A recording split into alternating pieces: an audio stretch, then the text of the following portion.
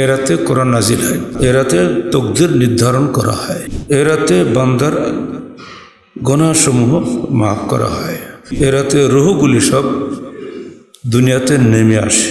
এর জবাব আল্লাহ নিজে দিচ্ছেন, সেখানে কোনো মানুষের ব্যাখ্যার প্রয়োজন নাই। তিনটা কারণ তার বলেন ধর্মীয় ভিত্তি হিসাবে। এক, এ রাতে কোরআন নাজিল হয়, আর এ রাতে তকদির নির্ধারণ করা হয়। দুই, এ রাতে বান্দার গুনাহসমূহ মাফ করা হয়। তিন, এ রাতে রূহগুলি সব দুনিয়াতে নেমে আসে। সেজন্য সবাই কবরস্থানে চলে যায়। খেয়াল করে দেখবেন, সব কবরস্থানে চলে যায়, কিন্তু বিশ্বাস তার জন্মানো হয়েছে এমনভাবে এগুলি তারা বিশ্বাস করে। এই তিনটি যুক্তি দিয়ে তারা জনগণকে বিভ্রান্ত করেছেন যে একদল ভাই। এগুলোর জবাবে আমরা ছোট্ট ছোট্ট করে উত্তর দিলে আপনারা বুঝতে পারবেন। এই যুক্তির পক্ষে তারা কোরআনকেও পর্যন্ত ব্যবহার করেছেন। সূরা দোখান ৩-৪ আয়াত আল্লাহ বলছেন, ইন্না আনজালনাহু ফি লাইলাতিন মুবারাকাতিন ইন্না কুন্না মুনজিরিন ফিহা ইফরাকু কুল্লু আমরিন হাকিম। আমরা একে নাজিল করেছি একটি পবিত্র বরকতমণ্ডিত রজনীতে। ইন্না কুন্না মুনজিরিন, আর আমরা মানুষের জন্য সতর্ককারী। ফিহা ইফরাকু কুল্লু আমরিন হাকিম, এরাতে প্রত্যেক প্রজ্ঞাপূর্ণ বিষয়ে স্থিরীকৃত হয়। কোরআনের এই আয়াতকে তারা শবে বরাতের রাত হিসেবে গণ্য করেছেন। এ রাতেই তকদির নির্ধারিত হয়। এর জবাব আল্লাহ নিজে দিচ্ছেন, ইন্না আনজালনাহু ফি লাইলাতিল কদর, আমরা নাজিল করেছি একে, অর্থাৎ কোরআনকে, লাইলাতুল কদরে। দোকানে বলা হয়েছে লাইলাতুল মুবারাকা, বরকতমণ্ডিত রাত। আর সূরা কদরে বলা হচ্ছে ওটা হল লাইলাতুল কদর। ওই আয়াতের ব্যাখ্যা এখানে পাওয়া গেল না, তো পরিষ্কার। ইকরিমা হোক আর মুজাহিদ হোক, কোনো তাবির ব্যাখ্যা থেকে প্রয়োজন আসে না। হ্যাঁ, কোরআন যখন নিজেই তার ব্যাখ্যা দিচ্ছে, সেখানে কোনো মানুষের ব্যাখ্যার প্রয়োজন নাই।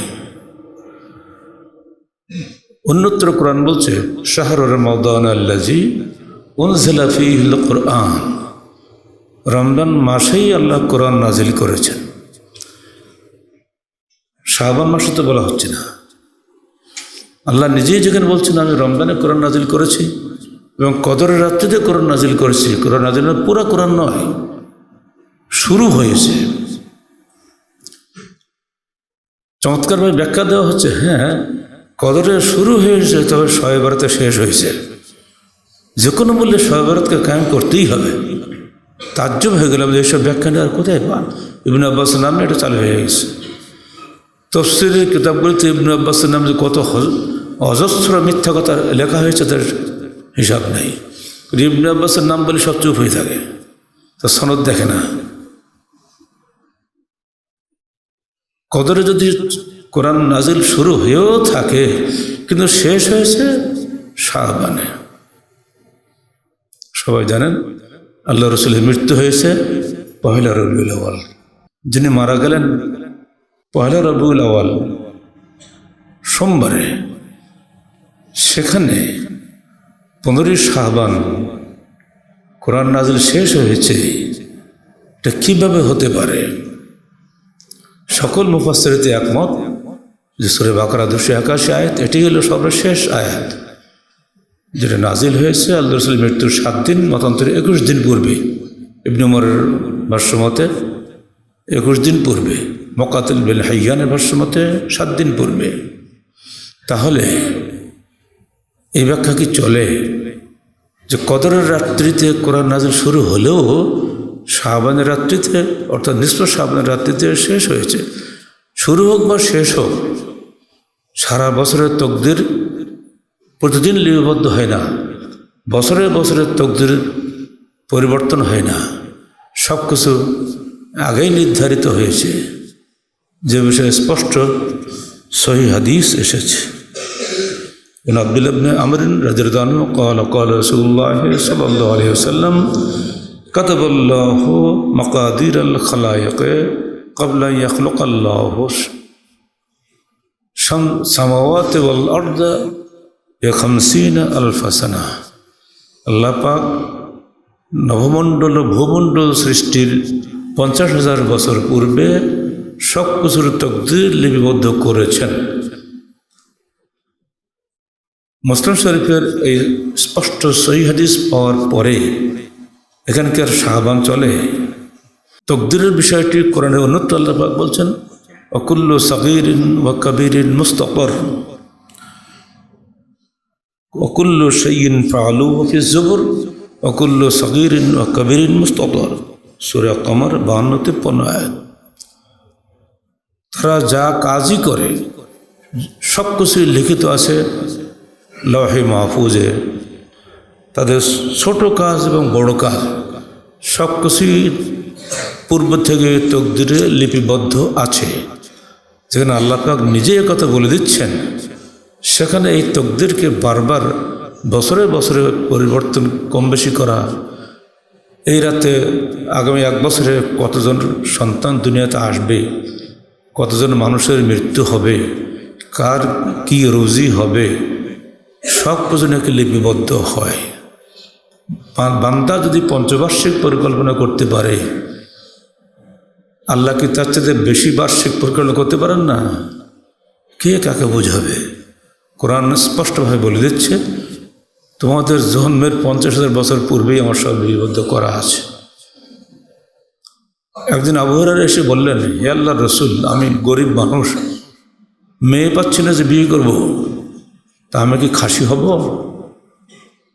আল্লাহর রাসূল 1 বার 2 বার 3 বার চুপ করে থাকলেন।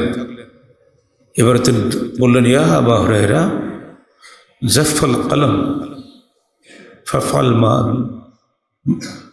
জাফাল কলম মিম্মা আনতা লাক। তুমি যা পাবে সে বিষয়ে কলম শুকিয়ে গেছে, নতুন করে আর লেখা হবে না। আবু হুরায়রা চুপ হয়ে গেলেন। তোমার তকদির যেটা আছে আপনাকে আগেই লেখা শেষ, কলম শুকিয়ে গেছে। তুমি এখন বিয়ে করবে কি করবে না, মেয়ে পাবে কি পাবে না, ও বিষয়টা আমার দেখার বিষয় নয়, তোমার বিষয়ে তকদির লেখা হয়ে গেছে। তাহলে বোঝা যাচ্ছে তকদির বারবার এভাবে লিখিত হবে না। হ্যাঁ, দোয়ার মাধ্যমে তকদির পরিবর্তিত হয় যে হাদিসটা এসেছে, নিঃসন্দেহে সেটা সহি এবং সেটা হতে পারে। যদি পরিবর্তিত হয় সেটাও আল্লাহর পূর্ব নির্ধারণ বটে। তাদের 2 নম্বর যুক্তি হলো এই রাতে বান্দার গুনাহসমূহ মাফ করা হয়, যেটা আগে আমরা বলেছি। পর দলিল আলী থেকে এসছে, ইজা কানাত লাইলাতুন নিসফি মিন শাবান ফাকুমু লাইলাহা ওয়াসুমু নাহারাহা। যখন মধ্য শাবান আসে তখন তোমরা তার রাত্রি জাগরণ করো এবং দিনে সিয়াম রাখো। ফাইনাল্লাহ ইয়ানজুলু মিনহা লিগুরুবিশ শামস ইলা সামাইদ দুনিয়া। এদিন আল্লাহর পাক মাগরিবের পর থেকে দুনিয়াবি আসমানে নেমে আসেন। ইয়াকুলু আলা মিন মুস্তাগফিরিন ফাগফির লাহু। আসো কি কোনো ক্ষমা প্রার্থী, আমি তোর ক্ষমা করে দেব। আলা মিন মুস্তারজিকিন ফারযুকাহু। আসো কি কোনো রুজি চাহনেওয়ালা, আমি তার রুজি দান করব। আলা মিন মুবতালিন ফাউআফিয়াহু। আসো কি কোনো রোগী বিপদগ্রস্ত, আমি তাকে বিপদমুক্ত করে দেবো বা রোগমুক্ত করে দেবো, এই ডাকেন। হাত্তা ইয়াতলাউল ফজর, ফজর উদিত হওয়া পর্যন্ত। রাওয়াহু ইবনে মাজাহ। এই হাদিসটি পরিষ্কারভাবে মওযু বা জাল, কিন্তু এইটাকে সহি বানানোর জন্য একটু আগে যেটা বললাম মুহাদ্দিসিনদের মন্তব্যগুলো এনে এখন বলা হচ্ছে সহি হাদিসে 100 বার